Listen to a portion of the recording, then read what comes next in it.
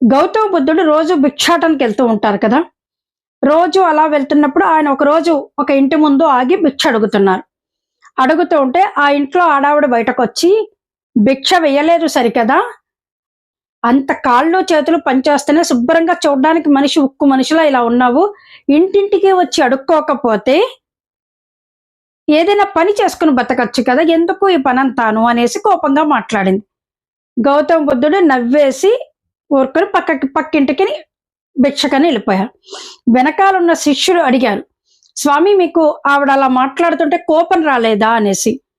గౌతమ బుద్ధుడు ఒక నవ్వు నవ్వి, నేను ఒక ఇంటికి భిక్షకి వెళ్ళాను అనుకో, వాళ్ళు భిక్ష వేస్తే అది నేను తీసుకుంటే ఎక్కడికి వస్తుంది, నా జోలెలోకి వస్తుంది, అవునా?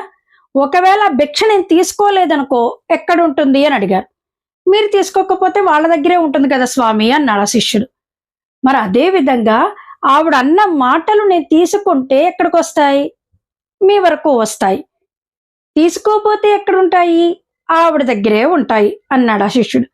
కాబట్టి మనం అందరి విషయాలు పట్టించుకొని అన్నిటిని లాక్కొని పీక్కొని బాధపడి మదనపడి అనారోగ్యాలు తెచ్చుకునే బదులు మీకు నచ్చట్లేదా ఎవరిదైనాను వదిలేయండి, మీకు నచ్చాయా అనుసరించండి. Simple. Please share and subscribe my channel. Thank you for watching.